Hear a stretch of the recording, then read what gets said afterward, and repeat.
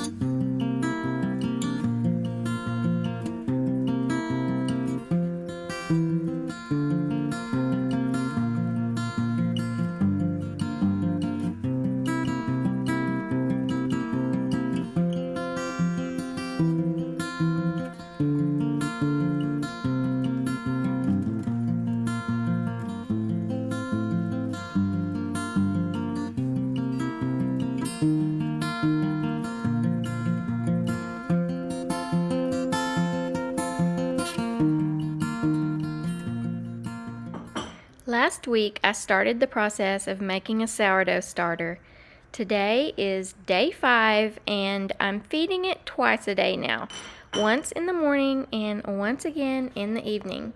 The first and second day, there wasn't much change. Then, the third day, you could see some bubbling action, but the biggest change was the smell, and it is not good. How can I describe it? Let's just say it's repulsive. During this unpleasant stage, you have to just trust the process and keep feeding. Stay consistent with your regular 1:1:1 ratio at least once a day, or like I'm doing now, twice a day during this stage on days 4, 5, and 6. My starter is thankfully already smelling better. It actually smells a lot more like bread now, with just a hint of that stinky smell left. That's when you know the good bacteria is overcoming the bad bacteria and your starter is working as it should. There are a lot of different opinions and methods for making a starter, and I have no doubt that they will all work, but I'm going with this method I am familiar with. That is to discard half and then feed or add the same amount of flour and water back into the mixture. You don't have to worry about being super precise. I just eyeball it. I started out with 1 cup of water and 1 cup of flour. Each day I discard what looks like half of what is in the jar. Then I add 1 cup of flour and approximately a cup of water back to my jar and mix until there's no dry flour left in the jar. It seems to make some liquid as it's fermenting, so that's why I say approximate on the water, because it usually takes the full cup of water to mix it up just the amount that I like. But sometimes I start slow and then mix it and then see if it still needs some more water afterwards. I like to leave it with the consistency of a really thick pancake batter. I'm not sure if you can tell here, but there is definitely a difference in the mixture as the gluten is starting to really start to form, and it's just getting a little gummier, and I would say it's well on its way of becoming a sourdough starter.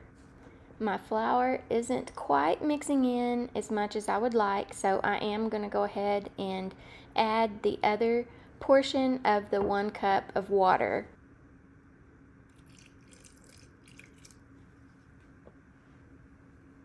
Now I'll just get it all mixed up again, and this time it should definitely be the consistency of a thick pancake batter. Once it's mixed up, then I'll just put the lid back on and set it aside for it to do some more fermenting. The good thing about this jar and this lid, though, is that it's not airtight because it does have to get a little bit of air. That's how it captures its yeast, is from the air. Or I have heard some say that the yeast is already in the wheat berries. But either way, I know that this mixture has to have a little bit of air. It has to breathe a little bit. And this lid not being airtight is just the perfect way for it to be able to stay covered and be able to breathe. I do always clean the top of the jar since I am, I guess, kind of messy, but I clean it so the lid doesn't get all sticky and stick to the top of the jar, and that's another way to be sure that it gets plenty of airflow. I must say I am getting a little excited to see this sourdough starter coming together. I can see that it's getting a bit of a rise now in the jar after feeding it, and I know that any day now it is going to start doubling in size and it will be ready to use. I hope to find a rhythm with weekly baking and utilize the discard as well.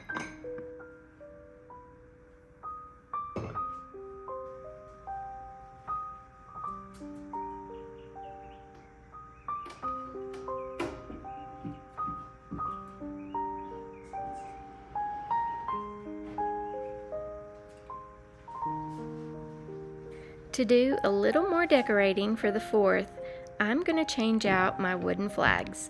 The Betsy Ross flag seems fitting for the 250th year of independence.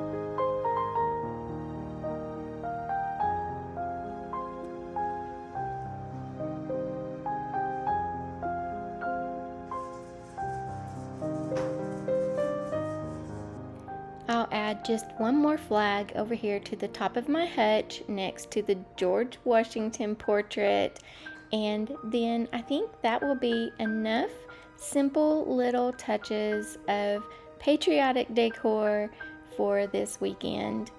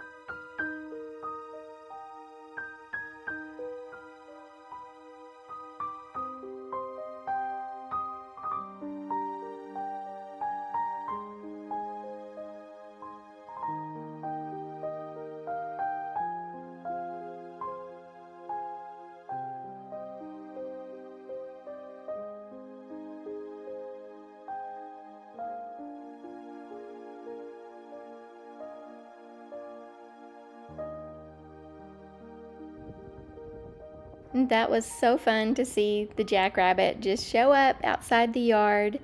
We caught a glimpse of it one other night when we were out in the garden, and I haven't seen it again since then, but I guess maybe the garden is attracting the rabbits because we usually don't see too many rabbits around here, and now that we have a garden, voila, we have rabbits.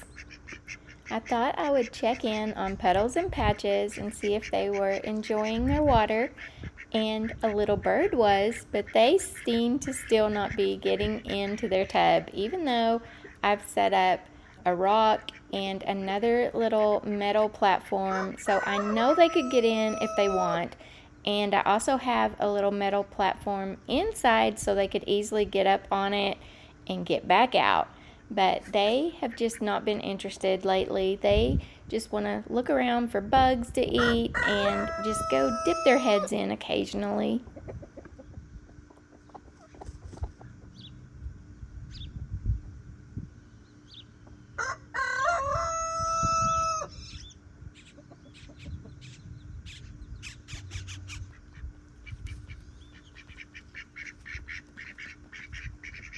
There's another little bird gathering up a duck feather.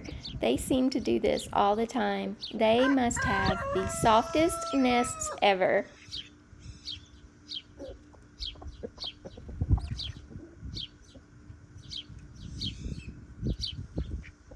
Puddles and Patches is very protective of their water though. They may not be in it, but they don't want any other birds in it either. Let's get supper started.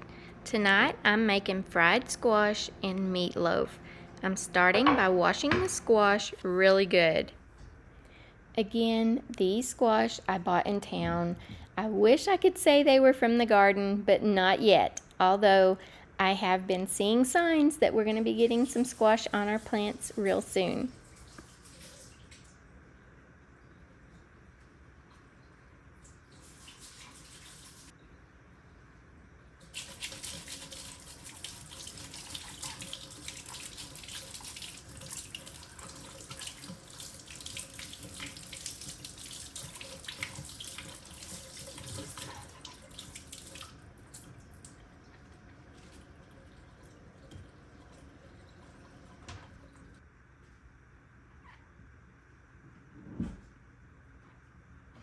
Now I'm going to be slicing them up fairly thin, anywhere from 1/8 to 1/4 inch thick.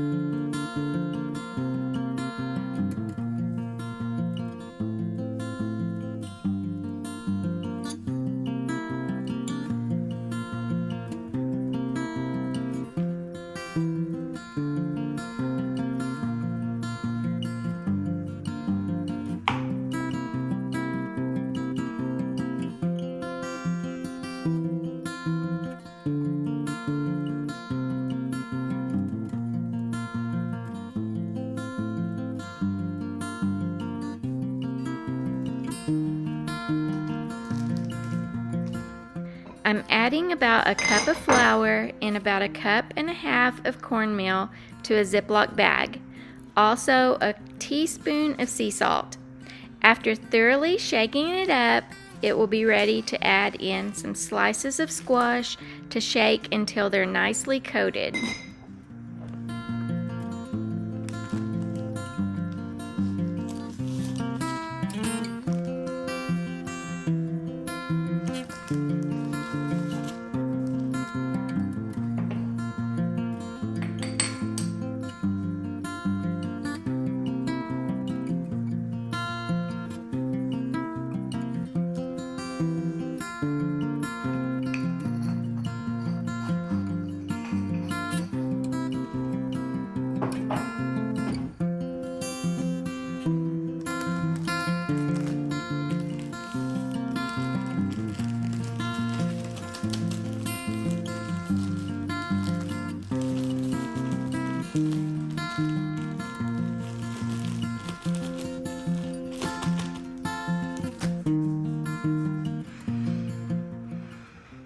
going to sit on the side for now though while I prepare the meatloaf to be baked. For my meatloaf, I am making some healthier substitutions.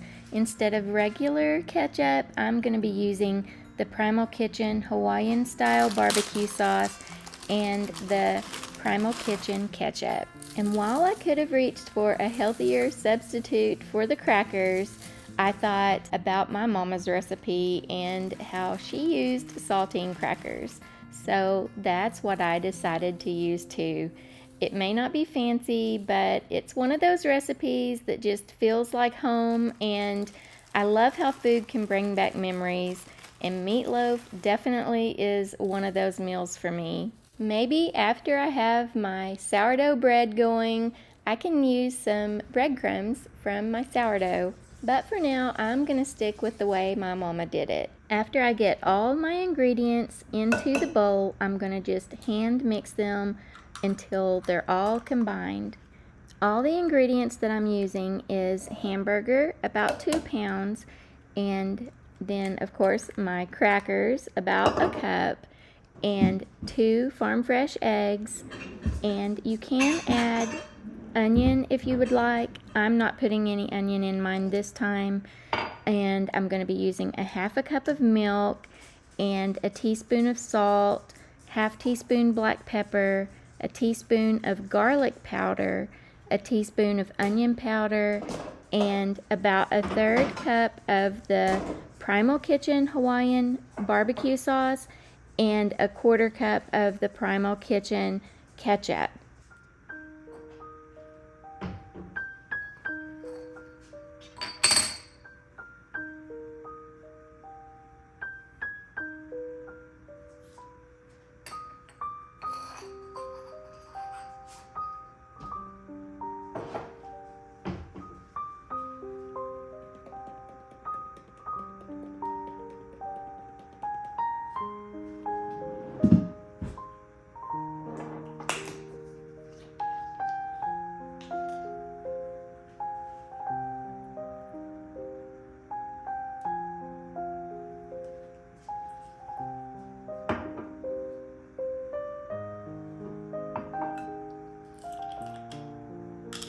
I'm going to be adding the barbecue and the ketchup directly into the mixture to cook in the meatloaf, and then after the meatloaf has baked for a little while, I will be adding a little bit more of it as a glaze to the top.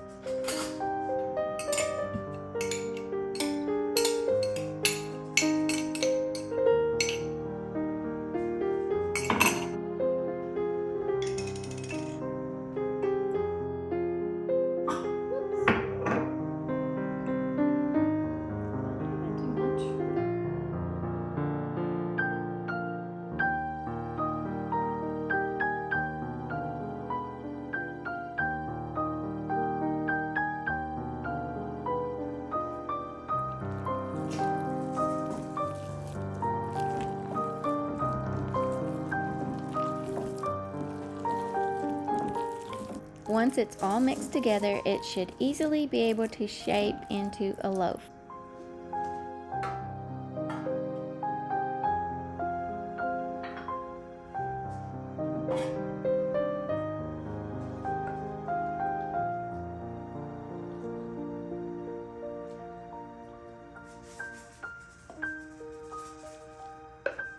Now you can line your pan with some parchment paper, and that will make it easy to just lift your loaf out when it's done.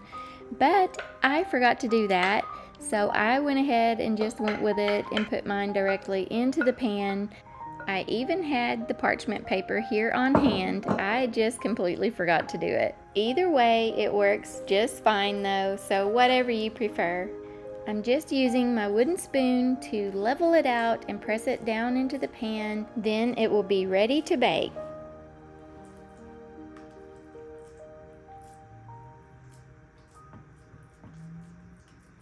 I've had my oven on, preheating to 350 degrees.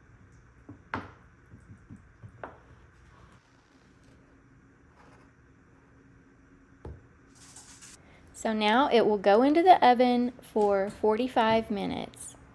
Now while it gets started baking, let's take some time to go out and check the garden. Even with the rains earlier today, the leaves on the plants look a little bit curled up. And here we have a tomato growing. We're going to be putting some cages around them this week so they can start growing and having a little bit more support. I also need to take off some of these lower parts of the plant so the plant can have more energy at the top to produce all these pretty tomatoes.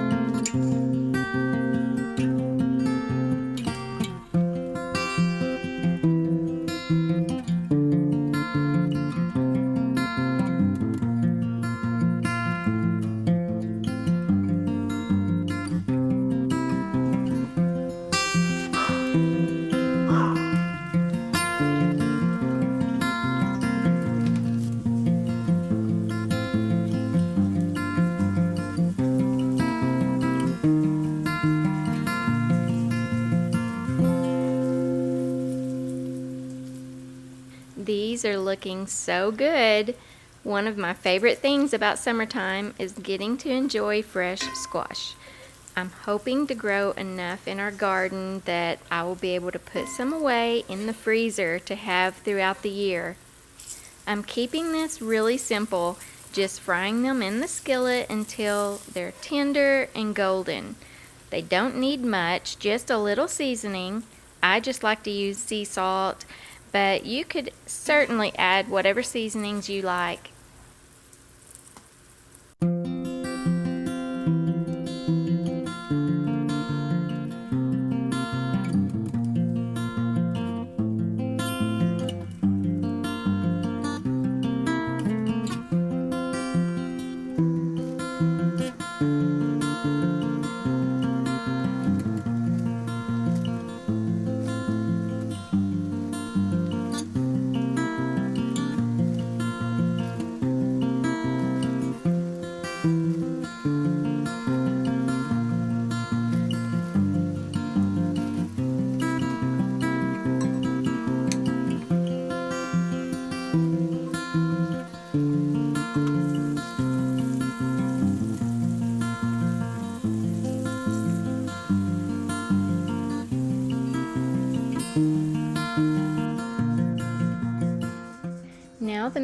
meatloaf is out of the oven, and I'm going to add the glaze to the top, which is just a quarter of a cup of the barbecue and a quarter of a cup of the ketchup.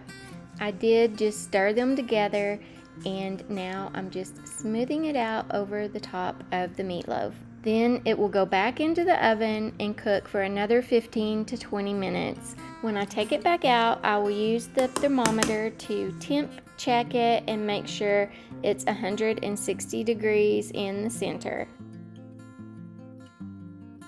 Oh, doesn't this look good? Meals like this remind me that food doesn't have to be complicated to be good. Some of the best suppers are made from simple ingredients.